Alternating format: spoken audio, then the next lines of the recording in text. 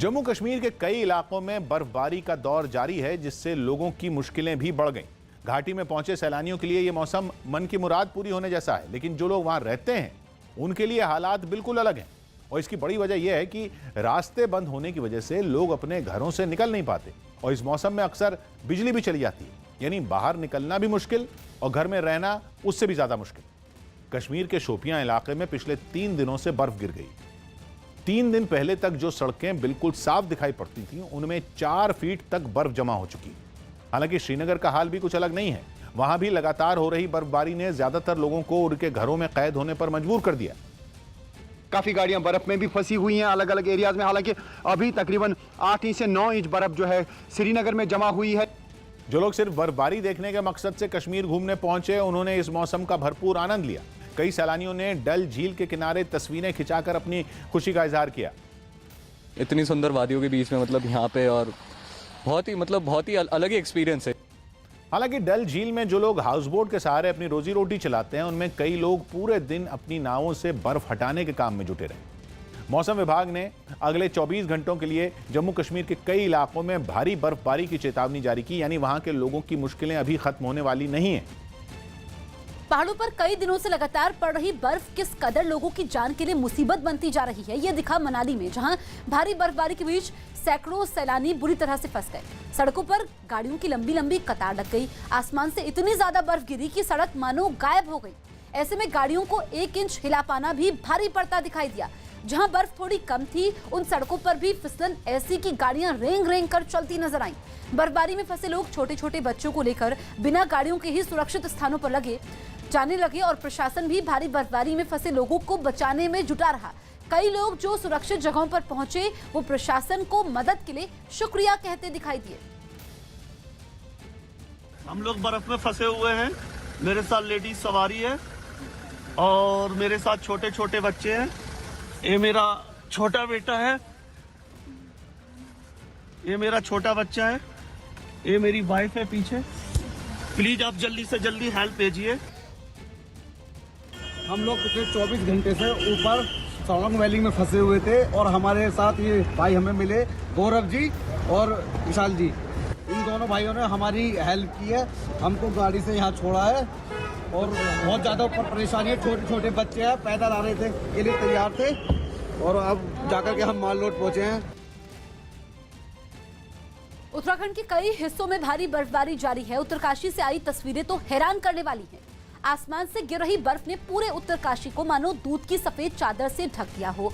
मकान, रास्ते, पेड़ सब सफेद दिखाई पड़ रहे हैं। सड़कों और मकानों की छतों पर कई कई फीट मोटी बर्फ जमा हो गई है। इस भारी बर्फबारी के बीच लोग कई दिनों से अपने घरों में ही दुबके हुए हैं। सड़कों पर सन्नाटा पसरा हुआ है। तो बर्फबारी आफत लेकर आई है। उत्तरकाशी की तस्वीरें आप देखिए। यहाँ पर कई दिनों से बर्फबारी लोगों के लिए मुसीबत बन चुकी है, क्योंकि लोग अपने घरों में कैद हैं और भारी बर्फबारी की वजह से ठंड भी काफी बढ़ चुकी है। तापमान में भारी गिरावट है। तस्वीरें बेहद खूबसूरत है, लेकिन ये बर्फबारी लोगों के लिए मुसीबत भी बन चुकी है। लगातार बर्फबारी से लोगों की समस्याएं बढ़ चुकी हैं, क्योंकि आवाजाही में दिक्कतें पेश आ रही हैं।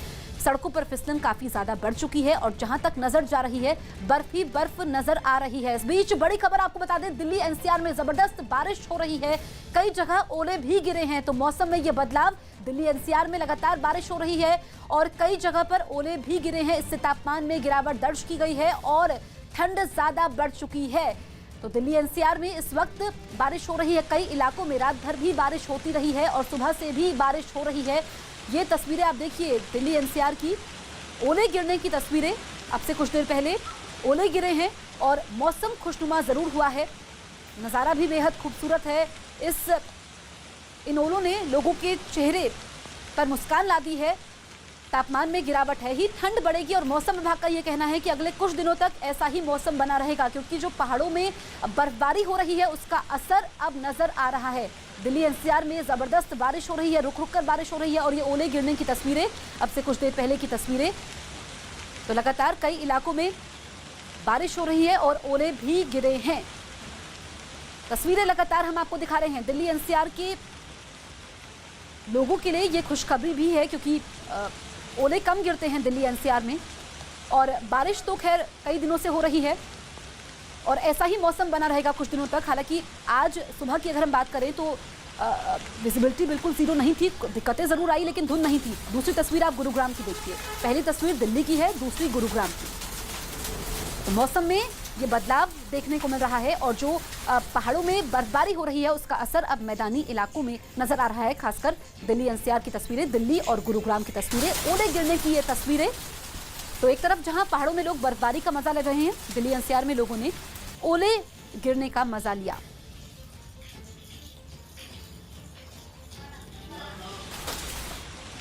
आप देखिए ये तस्वीरें, दिल्ली एनसीआर में रुक रुककर बारिश हो रही है और मौसम ऐसा ही बना रहेगा। हालांकि बारिश की वजह से जैम से लोगों को दो चार होना पड़ता है क्योंकि अब दफ्तर जाने का समय होगा, लेकिन इस बीच ओले भी गिरे हैं। और ये अब से कुछ देर पहले की तस्वीरें जब ओले गिरे हैं। दिल्ली की पहली तस्वीर है, दूसरी तस्वीर है गुरुग्राम की। धुंध आज नहीं था क्योंकि कई दिनों में हमने देखा कि विजिबिलिटी बिल्कुल जीरो रही। हालांकि मौसम विभाग का कहना है कि धुंध की चादर भी बिछेगी।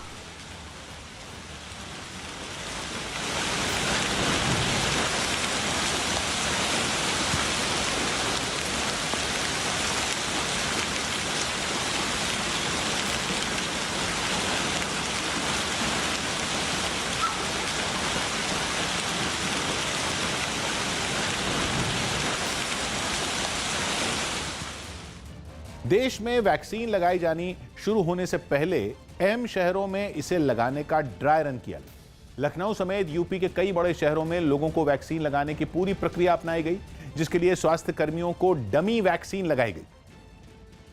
और दिल्ली के पास नोएडा में इस प्रक्रिया को देखने के लिए न्यूज़ 18 की टीम भी पहुंची।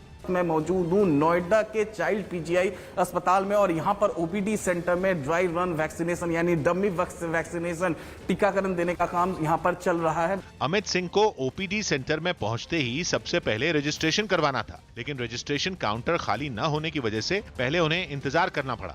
जब वैक्सीनेशन दिया जाएगा, जब टीका दिया जाएगा तो ठीक इसी प्रोसेस को अपनाया जाएगा। रजिस्ट्रेशन काउंटर खाली होते ही न्यूज़ 18 के अमित सिंह को रजिस्ट्रेशन के लिए बुलाया गया।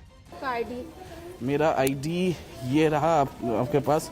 वैक्सीनेशन सेंटर पहुंचने से पहले लोगों को मोबाइल ऐप पर अपनी जानकारी देनी होगी। रजिस्ट्रेशन सेंटर पर उसी जानकारी से अमित सिंह का नाम और मोबाइल नंबर मिलाया गया। कागजी कार्रवाई के बाद वैक्सीन लगवाने का नंबर तो आ गया, लेकिन डॉक्टर खाली नहीं थे, लिहाजा कुछ देर के लिए इंतजार करने को कहा गया। हालांकि कुछ ही पलों में वैक्सीन लगवाने की बारी भी आ गई।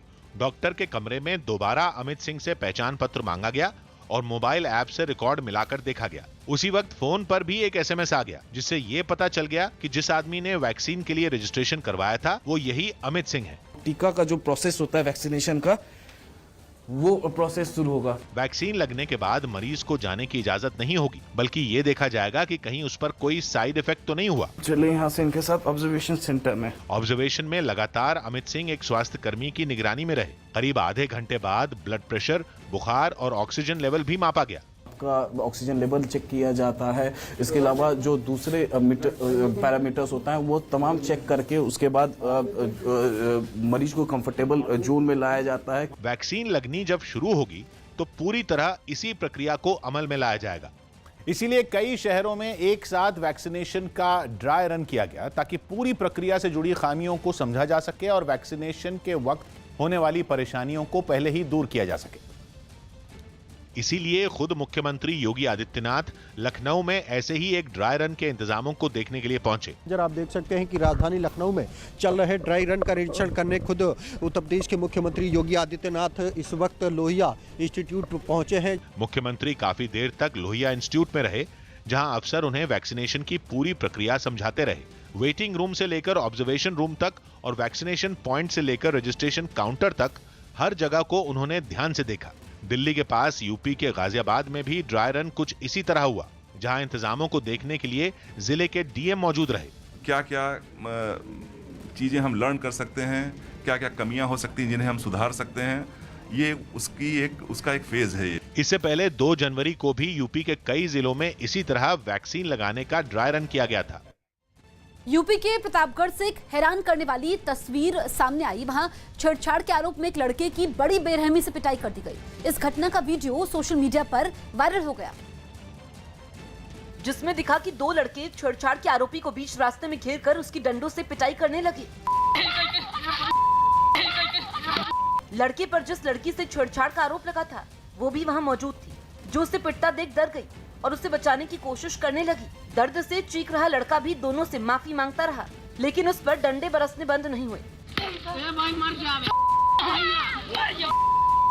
मोटरसाइकिल से गुजर रहे 2 लोगों ने जब वहां रुककर बीच बचाव किया, तब जाकर पूरा विवाद शांत हुआ। मारपीट की घटना का एक वीडियो संज्ञान में आया, जिसकी तत्काल छानबीन की गई। वीडियो वायरल होने के बाद पुलिस दोनों आरोपियों की धरपकड़ में जुट गई। प्रधानमंत्री नरेंद्र मोदी ने आत्मनिर्भर भारत से जुड़े अपने विचार सोशल मीडिया पर डाले। प्रधानमंत्री ने एक लंबा संदेश अपने लिंक्डइन अकाउंट पर डाला। न्यूज़ 18 के अमिताभ सिन्हा की रिपोर्ट है कि प्रधानमंत्री ने देश के युवाओं और उद्योगपतियों की इस संदेश में हौसला अफजाई की और ये कहा कि भारत को अपने उत्पादों से केवल दुनिया के बाजार नहीं भरने, बल्कि लोगों का दिल भारतीय उत्पादों से जीतना है। यानी भारत की कंपनियां जो भी प्रोडक्ट बनाएं, उनकी दुनिया भर में तारीफ हो। प्रधानमंत्री ने लिखा कि भारत स्किल और टैलेंट का पावर हाउस है और भारत के हजारों स्टार्टअप की कामयाबी उसका सबूत है।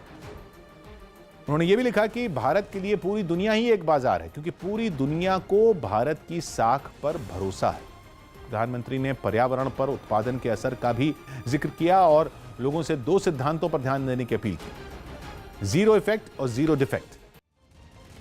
दक्षिण अमेरिकी देश बोलीविया से बाढ़ की चौंका देने वाली तस्वीर सामने आई। वहां हुई तेज बारिश के बाद कई इलाकों में बाढ़ आ गई। तेज बारिश और बाढ़ की वजह से 4 लोगों की जान चली गई, जबकि कई इलाकों का तो नक्शा ही बदल गया। बाढ़ से सबसे ज्यादा बर्बादी राजधानी सूक्रे में हुई। सैलाब का पानी सड़कों पर नदियों की तरह बहने लगा। तेज लहरों को देखकर ऐसा लगा मानो वो पूरे शहर को अपने अंदर समेटकर उसे अपने साथ बहा ले जाएगी। बादलों से बरसी आफत ने वहां काफी तबाही मचाई। लोगों के घर बार, गाड़ियां, सामान, सबको सैलाब ने तहस नहस कर दिया। इस मंजर ने वहां के लोगों को खौफ से भर दिया। जम्मू कश्मीर की पूर्व मुख्यमंत्री महबूबा मुफ्ती के करीबी पीडीपी नेता वहीदुर रहमान पारा पर आतंकियों से सांठगांठ का आरोप लगा। न्यूज़ 18 के नीतीश कुमार की रिपोर्ट है कि एनआईए की जांच में महबूबा मुफ्ती के करीबी वहीदुर रहमान पारा से जुड़ी चौंकाने वाली जानकारी सामने आई। आरोपों के मुताबिक 2014 के लोकसभा चुनाव में वहीदुर रहमान पारा ने महबूबा मुफ्ती की सरकार में वित्त मंत्री रहे हसीब द्राबू को जितवाने के लिए आतंकियों की मदद ली थी। एनआईए का दावा है कि इसके लिए वहीद ने हिजब आतंकी रियाज नायकू को 25 लाख रुपए दिए थे। ऐसा इसलिए किया गया था ताकि नेशनल कॉन्फ्रेंस के समर्थकों को डरा धमकाकर उन्हें मतदान करने से रोका जा सके। यही नहीं, वहीदुर रहमान पर 2018 में राजौरी और पुंछ बॉर्डर से 3 बार आतंकियों की घुसपैठ करवाकर उन्हें शोपियां पहुंचाने का भी आरोप है। सौरव गांगुली को आज अस्पताल से छुट्टी मिल जाएगी। बीसीसीआई अध्यक्ष सौरव गांगुली को आज अस्पताल से डिस्चार्ज किया जाएगा। सौरव गांगुली की देखभाल अब घर पर ही की जाएगी। हरियाणा के बिजली मंत्री के मुताबिक अगले 1.5 साल में राज्य के सभी गाँव में जगमग योजना के तहत 24 घंटे बिजली की व्यवस्था की जाएगी, जिसके बाद हरियाणा देश का पहला राज्य होगा जहां सभी गाँव तक 24 घंटे बिजली पहुंचेगी। ड्रग्स मामले में एनसीबी ने आज एक्टर अर्जुन रामपाल की बहन को पूछताछ के लिए बुलाया है।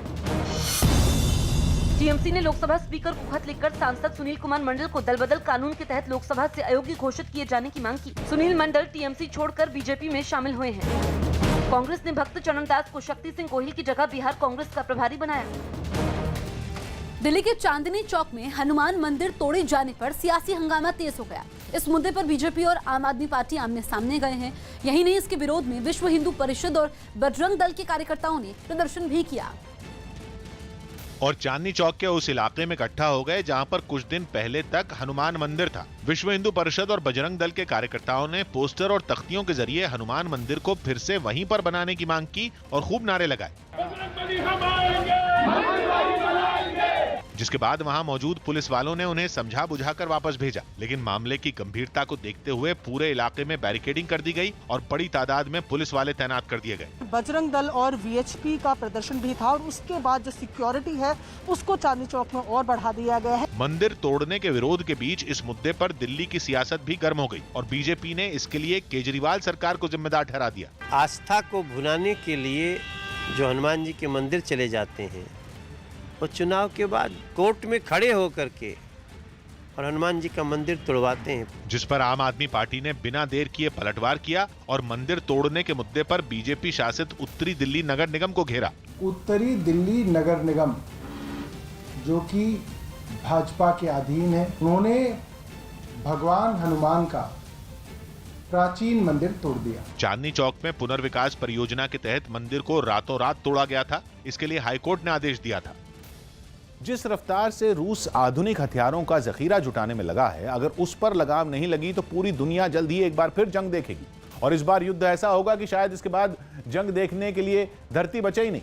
खबर है कि रूस एक ऐसी ताकतवर परमाणु मिसाइल का टेस्ट करने जा रहा है जो अगर चल गई तो ऐसी तबाही होगी कि फ्रांस के बराबर क्षेत्रफल वाले देशों का तो नामो निशान ही मिट जाएगा। क्योंकि ये मिसाइल दुश्मन के खात्मे के लिए एटम बम नहीं बल्कि उससे 1000 गुना खतरनाक हाइड्रोजन बम का इस्तेमाल करेगी। रूस का ये नया हथियार एक इंटरकॉन्टिनेंटल बैलिस्टिक मिसाइल है, यानी ऐसी ताकतवर परमाणु मिसाइल जिसकी जद में दुनिया का लगभग हर कोना होगा। दावा है कि 100 टन की यह मिसाइल करीब 10,000 किलोमीटर तक का सफर तय कर सकती है। और सिर्फ इतना ही नहीं, खबर तो यहां तक है कि दूसरे देशों के मिसाइल डिफेंस सिस्टम इसका बाल भी बांका नहीं कर पाएंगे। रूस आए दिन अपने किसी नए आधुनिक हथियार की दुनिया के सामने नुमाइश करता रहता है, नहीं तो वहां से हर दूसरे दिन तबाही मचाने वाले हथियारों पर रिसर्च की खबरें आ ही जाती हैं। इशारा साफ है कि उसने तीसरे विश्व युद्ध की तैयारी में अपनी पूरी ताकत झोंक दी है। और समझदार को इशारा काफी होता है, इसलिए रूस की तैयारियों से अमेरिका के कान खड़े हो गए। शुभेंदु अधिकारी के बाद ममता बनर्जी को एक और झटका लगा। ममता बनर्जी को बंगाल चुनाव से पहले एक और झटका लगा। राज्य के खेल राज्य मंत्री और पूर्व क्रिकेटर लक्ष्मी रत्न शुक्ल ने मंत्री पद से इस्तीफा दे दिया। उन्होंने हावड़ा जिले के पार्टी अध्यक्ष का पद भी छोड़ दिया। চিঠিতে যেটা লিখেছে যে আমি সমস্ত রকম রাজনীতি থেকে সরে যেতে চাই খেলার প্রয়োজনে, আমায় খেলায় বেশি টাইম দিতে হবে এবং আমি এমএলএ হিসেবে কন্টিনিউ করব যতদিন এই অ্যাসেম্বলি চলবে, মানে এই আমাদের এই লাস্ট টার্ম। लेकिन उनके इस्तीफे पर बीजेपी ने चुटकी लेने का मौका नहीं चूका। এখন ওদের তো শুরু হয়ে গেছে ভাঙন, আমাদের লোকেদের উপর আক্রমণ করতে গিয়ে নিজেদের লোকেদের হারিয়ে ফেলছে ওরা। मेजबान न्यूजीलैंड ने पाकिस्तान के खिलाफ दूसरे टेस्ट मैच में भी अपनी स्थिति मजबूत कर ली। उसने पहली पारी 6 विकेट पर 659 रन बनाकर घोषित कर दी।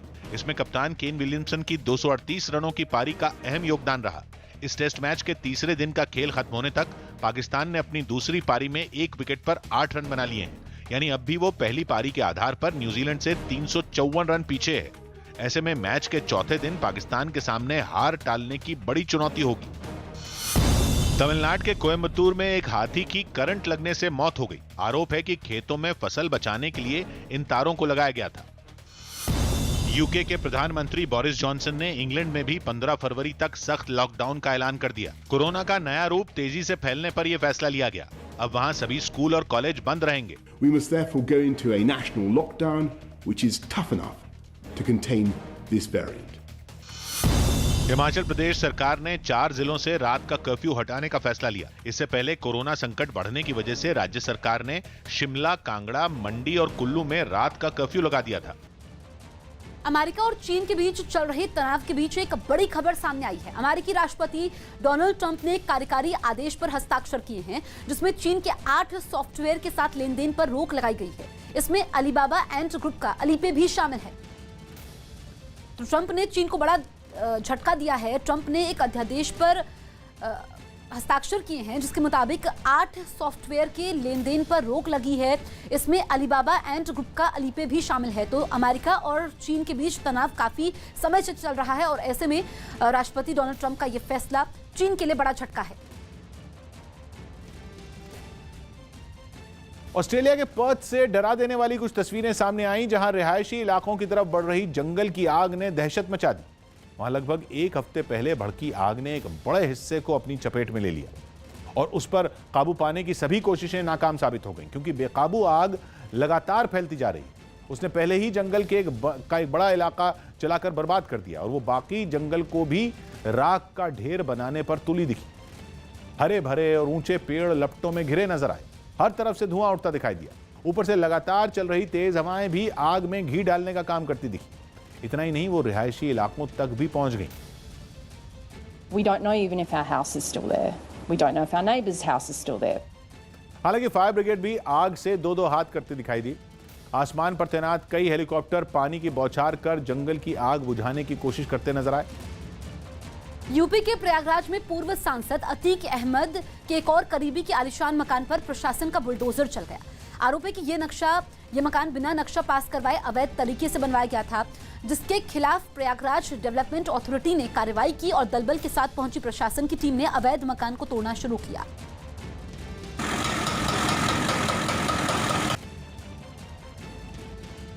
अवैध निर्माण को तोड़ने के लिए खुदाई करने वाली 3 मशीनें लगाई गई, जो उस मकान को हर तरफ से ढहाने में जुट गई। अतीक अहमद के जिस करीबी पर यह कार्रवाई हुई उसका नाम असलम है और उसके खिलाफ कई मामले दर्ज हैं। ये कुख्यात अपराधी असलम का अवैध निर्माण अतीक गैंग का सक्रिय सदस्य है। इस कार्रवाई से पहले प्रशासन की तरफ से पूरी तैयारी की गई। अवैध निर्माण गिराने के समय किसी तरह का कोई बवाल ना हो, इसके लिए इलाके में भारी पुलिस बल तैनात किया गया। बिहार के समस्तीपुर से एक चौंकाने वाली तस्वीर सामने आई, जहां एक तालाब से मछलियां पकड़ने के विवाद में कुछ लोगों ने पुलिस पर हमला कर दिया। बताया गया कि जिस आदमी ने ग्राम पंचायत का तालाब लीज पर लिया था, उसे गांव वालों ने मछलियां निकालने से रोक दिया और जब वो अपने साथ पुलिस वालों को लेकर वहां पहुंचा तो गुस्साए लोगों ने पत्थरों से पुलिस पर भी हमला बोल दिया। पथराव होते ही कुछ पुलिस वाले पीछे हट गए, जबकि कुछ ने भीड़ में हंगामा करने वालों को दबोचने के लिए दौड़ लगा दी।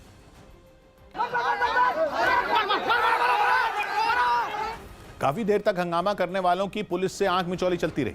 बताया गया कि गांव के लोग कुछ लोग हमला करने के लिए अपने साथ धनुष और तीर लेकर भी पहुंचे, इसलिए पुलिस ने थोड़ी दूरी पर मोर्चा संभाल लिया। पब्लिक प्रशासन को कुछ नहीं पूछ रहा है, प्रशासन पे रोड़ा पत्थर जो भी है तीर वगैरह सारा चीज चला रहे हैं। इस विवाद की वजह से बहुत देर तक इलाके में तनाव का माहौल बना रहा और पुलिस बहुत मुश्किल से लोगों को समझा पाई। किसान आंदोलन पर पंजाब बीजेपी के नेताओं ने पीएम नरेंद्र मोदी से मुलाकात की। मुलाकात के बाद पंजाब के बीजेपी नेताओं ने दावा किया कि पीएम मोदी और देश की छवि खराब करने के लिए किसानों को भड़काकर आंदोलन करवाया जा रहा है। पंजाब बीजेपी के नेता सुरजीत ज्ञानी ने बताया कि पीएम मोदी किसानों के साथ हैं और कृषि कानून किसानों के हक में बनाया गया है। बीजेपी नेताओं ने आरोप लगाया कि पंजाब कांग्रेस किसानों के आंदोलन को भड़काने में जुटी है। कांग्रेस इस आंदोलन को, शांतमय आंदोलन को गलत दिशा देना चाहती है, वो हम लोगों को जानकारी सबको है। तो इसलिए मैं समझता हूं कि उनको अब इसमें दुरुस्त होना चाहिए। पंजाब के हालात नहीं बिगाड़ने चाहिए, देश के हालात नहीं बिगाड़ने चाहिए, किसान के इस आंदोलन को गलत दिशा नहीं देनी चाहिए। प्रधानमंत्री जी की जो है छवि खराब करने के लिए ये सब हो रहा है और सरकार की छवि और देश की भी छवि, क्योंकि देश मजबूत होता जा रहा है, कुछ ऐसी ताकतें लगी हुई हैं ये सब करना चाहती हैं। किसान हमारा बहुत अच्छा है, शांति प्रिय है और बहुत अच्छा होगा। किसान अभी इसी बात पर अड़े हुए हैं कि कानून रद्द होंगे तभी आंदोलन खत्म होगा। क्यों अड़े हुए हैं किसान? किस बात से है? कानून रद्द से क्या नुकसान है ये बताओ। प्रधानमंत्री क्या सोच रहे हैं? कानून रद्द करने पर सोच रहे हैं या संशोधन पे सोच रहे हैं? उन्होंने क्या कुछ ये कहा? बात तो सिर्फ तोमर से, पीयूष गोयल जी वो उसी कैटेगरी में होगी। प्रधानमंत्री से जब वो मीटिंग है वो कर रहे हैं तो उस मीटिंग में बात होगी। प्रधानमंत्री तक तभी बात यह है, प्रधानमंत्री की नॉलेज में सब कुछ है, प्रोटोकॉल से हिसाब से जो मीटिंग चल रही है उसमें होगा। पर जत्थेबंदियों से मैं एक पूछना चाहता हूँ, पहली बात तो जत्थेबंदियों के लीडरहीन हुए पड़े हैं। किससे बात करे कोई? 40 नेता हैं उनके, 40 नेता जो है वो। अब 40 से बात करोगे, एक से करोगे वो उससे कर लो, उससे कर लो। मैं तो खुद भुगत भोगी हूँ भी आपकी बात करानी है, किससे करो, उससे कर लो, उससे कर लो, उससे कर लो। तो ऐसे कोई लीडर, हमेशा लीडरहीन जो चीज़ होती है ना, उसमें ये सब समस्या आती है। और जिसका एक लीडर हो, मैंने तो रिक्वेस्ट की है इनसे कि आप एक लीडर तो बनाओ, आपका 2 बंदे लीडर तो बनाओ, उन्हें फुल पावर दो, किसी से जाए, किसी से मिले, कैसे भी करे तो मसला हल हो जाएगा। उसमें सरकार कोई और थोड़ी है, सरकार अपने हाथों से बनाई हुई सरकार है। खबर है कि भारतीय वायुसेना के बेड़े में शामिल रफाल लड़ाकू विमानों से चीन की वायुसेना दहशत में। न्यूज़ 18 के संदीप बोल की रिपोर्ट है कि रफाल से घबराया चीन अपने लड़ाकू विमानों को सुरक्षित रखने की नई तैयारियों में जुटा है, जिसके तहत चीन LAC के पास मौजूद अपने सभी एयरबेस पर नए हैंगर बना रहा है। हैंगर एयरबेस की वो जगह होती है जहां विमानों की पार्किंग कराई जाती है। सूत्रों के मुताबिक हैंगर की दीवारों को 3 मीटर से भी ज्यादा मोटा बनाया जा रहा है, क्योंकि हैंगर के दरवाजों को स्टील की मजबूत प्लेट से तैयार किया जा रहा है ताकि बम और मिसाइल का इन पर असर ना हो। इसके अलावा चीन पाकिस्तान की मदद से गिलगित बाल्टिस्तान के स्कार्दू एयरबेस को आधुनिक बनाने में जुटा है ताकि वहां से हर मौसम में लड़ाकू विमानों की लैंडिंग और टेक ऑफ आसानी से हो सके। कर्नाटक की राजधानी बेंगलुरु से आग का एक डरा देने वाला वीडियो सामने आया। वहां एक बैटरी फैक्ट्री में भीषण आग लग गई। जिसने कुछ ही पलों में पूरी फैक्ट्री को अपनी आगोश में ले लिया। आग के विकराल रूप को देख ऐसा लगा मानो वो पूरी फैक्ट्री को निगल जाएगी। विनाशकारी लपटों को देख वहां अफरा तफरी मच गई। घना काला धुआं मीलों दूर से साफ साफ दिखा। इस मंजर ने आसपास के लोगों को खौफ से भर दिया। हादसे के वक्त फैक्ट्री में मौजूद कर्मचारियों के हाथ जो लगा वो उसे लेकर बाहर भाग गए। भीषण आग को बुझाने में दमकल कर्मियों के पसीने छूट गए। फैक्ट्री में आग इतनी भयानक लगी थी कि उसमें लाखों का सामान जलकर राख हो गया। हालांकि राहत की बात ये रही कि इस घटना में कोई घायल नहीं हुआ। तुर्की के इस्तांबुल में एक यूनिवर्सिटी में राष्ट्रपति के करीबी की नियुक्ति पर बवाल शुरू हो गया। छात्रों ने इस नियुक्ति को अवैध बताया और इसके खिलाफ यूनिवर्सिटी कैंपस में प्रदर्शन शुरू कर दिया। और जब पुलिस उन्हें रोकने आई तो वो आग बबूला हो गए। उनकी पुलिस के साथ धक्का मुक्की शुरू हो गई। प्रदर्शन कर रहे छात्र पुलिस पर हावी होकर किसी तरह आगे बढ़ने की कोशिश करते नजर आए। उन्होंने यूनिवर्सिटी के एक बड़े ओहदे पर नियुक्त किए गए मेली बुलू से इस्तीफे की मांग की और आरोप लगाया कि उन्हें तुर्की के राष्ट्रपति से करीबी रिश्ते होने की वजह से ये पद मिला। छात्रों के आक्रोश को देखते हुए इस्तांबुल में मौजूद यूनिवर्सिटी छावनी में बदल गई। हालात संभालने के लिए वहां पुलिस की एक पूरी फौज नजर आई। उन्होंने छात्रों के तीखे तेवरों का सामना किया, लेकिन बंदूकों और आंसू गैस के दम पर उन्हें पीछे हटने पर मजबूर कर दिया। तीसरे टेस्ट से पहले टीम इंडिया ने नेट पर पसीना बहाया।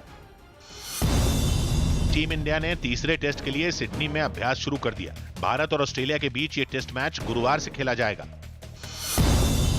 कोरोना वैक्सीन के मुद्दे पर राजस्थान के सीएम अशोक गहलोत और उनके बेटे वैभव गहलोत के बीच मतभेद नजर आया, क्योंकि अशोक गहलोत ने ट्वीट करके वैक्सीन को देश की उपलब्धि बताया, जबकि उनके बेटे की राय उनसे अलग दिखी। जो भी स्थितियां होगी तो उसका ट्रायल रन होगा। जिसके बाद बीजेपी ने अशोक गहलोत और उनके बेटे पर तंज कस दिया। बाप की राय अलग है, बेटे की अलग है। घर में भी हो सकती है, लेकिन सियासत में है, ये पहली बार देखा है। इंग्लैंड के फुटबॉल क्लब मैनचेस्टर सिटी की 4 महिला खिलाड़ियों की कोरोना रिपोर्ट पॉजिटिव आई। हालांकि इन खिलाड़ियों के नाम नहीं बताए गए, लेकिन अभी ये सभी क्वारंटीन रहेंगी। अभी मैनचेस्टर सिटी की टीम विमेन्स सुपर लीग में हिस्सा ले रही है। इनकम टैक्स डिपार्टमेंट ने दिल्ली में रॉबर्ट वाड्रा के दफ्तर में उनसे फिर पूछताछ की। एक दिन पहले भी संपत्ति मामले में वाड्रा से करीब 9 घंटे तक पूछताछ की गई थी। रॉबर्ट वाड्रा की तरफ से ये कहा गया है कि किसान आंदोलन को लेकर के उनसे पूछताछ हो रही है और मुद्दे को भटकाने की कोशिश की जा रही। बिहार के सीएम नीतीश कुमार पटना में पर्यावरण से जुड़े जल जीवन हरियाली अभियान के कार्यक्रम में शामिल हुए। इस दौरान उन्हें दूसरों की तुलना में खुद की कुर्सी बड़ी दिखी, जिसे उन्होंने छोटी कुर्सी मंगवाकर बदल दिया। हिमाचल प्रदेश के लाहौल स्पीति से राहत देने वाली कुछ तस्वीरें सामने आई, जहां एक एम्बुलेंस भीषण बर्फबारी के बीच फंस गई, जिसमें मौजूद एक बुजुर्ग की एम्बुलेंस कर्मचारियों की कोशिश से जान बच गई। लगातार हो रही बर्फबारी की वजह से जब रास्ते बंद हो गए और एम्बुलेंस फंस गई तो उसके कर्मचारी बाहर आए और सड़क पर जमा बर्फ को हटाकर रास्ते साफ करने लगे। उन्होंने सड़क पर जमा मोटी बर्फ को हटाकर वहां से निकलने का रास्ता बनाया। इसके बाद एम्बुलेंस वहां से निकल सकी।